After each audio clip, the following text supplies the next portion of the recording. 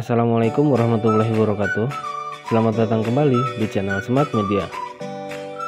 Video kali ini kita akan membahas mata pelajaran ilmu pengetahuan sosial untuk kelas 8 SMP ataupun MTS.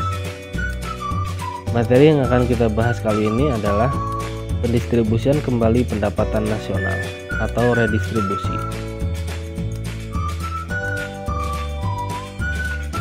Kompetensi dasarnya menganalisis keunggulan dan keterbatasan ruang dalam permintaan dan penawaran, teknologi serta pengaruhnya terhadap interaksi antar ruang bagi kegiatan ekonomi, sosial, budaya di Indonesia dan negara-negara ASEAN.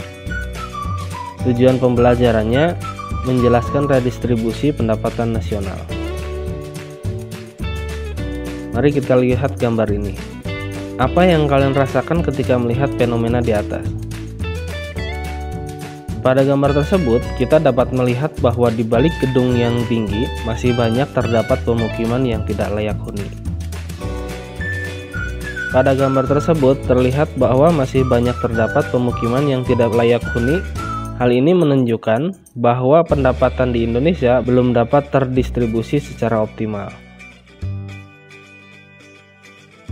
Selisih besarnya pendapatan yang diterima masyarakat kelas atas dan kelas bawah masih besar. Masalah seperti ini tidak bisa dibiarkan karena akan menimbulkan dampak negatif. Antara lain terjadinya kriminalitas ataupun narkoba. Oleh karena itu diperlukan pendistribusian pendapatan dalam masyarakat secara adil. Pengertian redistribusi pendapatan. Redistribusi pendapatan adalah pendistribusian kembali pendapatan masyarakat kelompok kaya kepada masyarakat kelompok miskin, baik berasal dari pajak ataupun pungutan-pungutan lain. Redistribusi pendapatan merupakan salah satu upaya yang dilakukan oleh pemerintah Indonesia yang bertujuan untuk pemerataan kesejahteraan masyarakat Indonesia. Redistribusi pendapatan dapat berbentuk vertikal dan horizontal. Yang pertama, redistribusi vertikal. Redistribusi vertikal menunjukkan pada transfer uang dari orang kaya ke orang miskin. Bentuk dukungan warga masyarakat yang kuat kepada warga masyarakat yang lemah secara ekonomi adalah jaminan sosial. Yang kedua, redistribusi horizontal. Redistribusi horizontal adalah transfer uang antar kelompok, yaitu dari kelompok satu ke kelompok lain. Redistribusi horizontal merupakan redistribusi yang dilakukan seseorang kepada orang yang mempunyai tingkat sosial yang sama. Contohnya dari laki-laki ke perempuan, dari orang dewasa kepada anak-anak, dari remaja ke orang tua. Program redistribusi untuk pemerataan distribusi pendapatan di Indonesia. Program pemberian jaminan akses kebutuhan dasar bagi rakyat bawah antara lain bantuan tunai langsung atau BLT untuk memenuhi kebutuhan sehari-hari rakyat. Yang kedua, bantuan tunai bersyarat BTB atau disebut juga Program Keluarga Harapan atau PKH. Yang ketiga, jaminan sosial. Yang keempat, bantuan operasional sekolah atau BOS. Yang kelima, beasiswa untuk memenuhi akses pendidikan bagi mereka yang kurang mampu. Yang keenam, jaminan kesehatan masyarakat Jamkesmas untuk memenuhi kebutuhan akan kesehatan yang gratis. Program kredit lunak dan penjamin kredit berbasis komunitas. Pada tanggal 5 November 2007 telah diresmikan program kredit usaha rakyat atau disebut juga dengan KUR. Dengan kebijakan KUR, UMKM akan terhindar dari kendala aturan perbankan dari lembaga keuangan formal atau LKF. Karena dalam program KUR, pemerintah telah menitipkan uang yang berasal dari APBN sebesar 1,4 triliun pada lembaga penjaminan. Kebijakan ini diharapkan dapat membantu masyarakat golongan menengah ke bawah menjadi wirausaha yang mandiri serta membantu mengurangi persentase penduduk di Indonesia.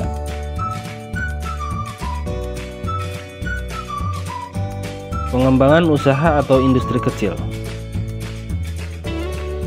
Alasan usaha kecil perlu dikembangkan yaitu: yang pertama, usaha kecil menyerap banyak tenaga kerja. Yang kedua, pemerataan dalam distribusi pembangunan. Yang ketiga, pemerataan dalam distribusi pendapatan. UKM sangat kompetitif dengan pola pasar hampir sempurna, tidak ada monopoli dan mudah dimasuki. Upaya pemerintah dalam melaksanakan pemberdayaan UMKM melalui penerapan Program Nasional Pemberdayaan Masyarakat Mandiri Perdesaan. PNPN Mandiri Perdesaan merupakan salah satu mekanisme program pemberdayaan masyarakat yang digunakan PNPM Mandiri dalam upaya mempercepat pemerataan pendapatan, penanggulangan kemiskinan, dan perluasan kesepakatan kerja di wilayah perdesaan.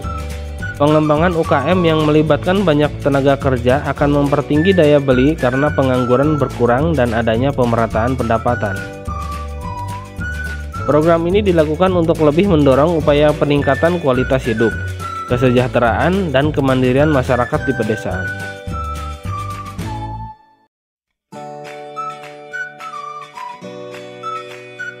Program Corporate Social Responsibility atau CSR.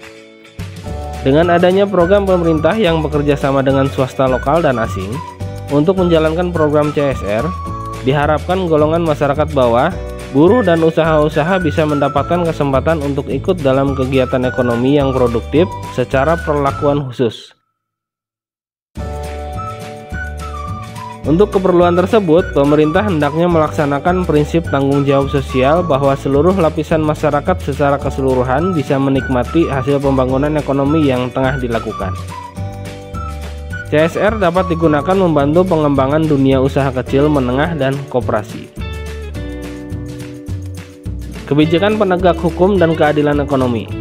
Peran pemerintah sangat besar sebagai pembuat strategi dan kebijakan dalam menciptakan pembagian pendapatan di golongan masyarakat yang lebih merata dan secara konsisten mewujudkan penegakan hukum sehingga dunia usaha nasional dan asing dapat melakukan usaha secara berkesinambungan untuk menciptakan lapangan kerja secara luas demi terciptanya pemerataan pendapatan.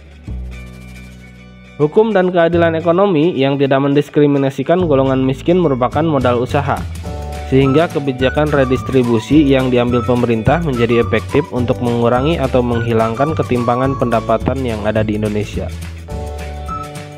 Alternatif praktik redistribusi pendapatan di Indonesia. Subsidi.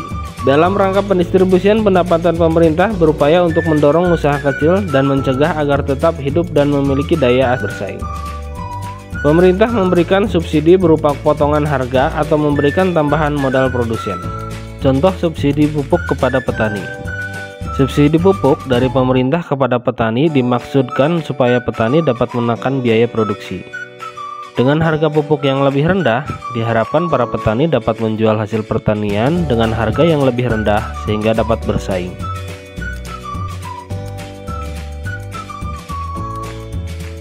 Pengenaan pajak. Terdapat banyak jenis pajak di Indonesia, antara lain pajak penghasilan, pajak kendaraan bermotor, pajak terhadap barang mewah, dan sebagainya. Pajak penghasilan yang dibayarkan adalah pajak yang dibayarkan oleh seseorang yang sudah berpenghasilan dengan batas minimal penghasilan sebesar angka yang telah ditentukan pemerintah. Contohnya, mobil dari luar negeri dikenakan pajak 10% dari harga barang mewah tersebut. Pajak harga barang mewah tersebut, pajak kendaraan bermotor biasanya satu masa berlaku STNK. Pemberian subsidi kepada masyarakat juga berasal dari pendapatan pajak. Pajak dan subsidi merupakan alat utama dalam pendistribusian pendapatan. Pajak merupakan sejumlah uang tunai yang dibayarkan oleh rakyat kepada negara yang sifatnya dapat dipaksakan berdasarkan undang-undang. Pajak yang diterima pemerintah digunakan untuk membiayai pembangunan dan hasil pembangunan inilah yang akan kembali ke masyarakat.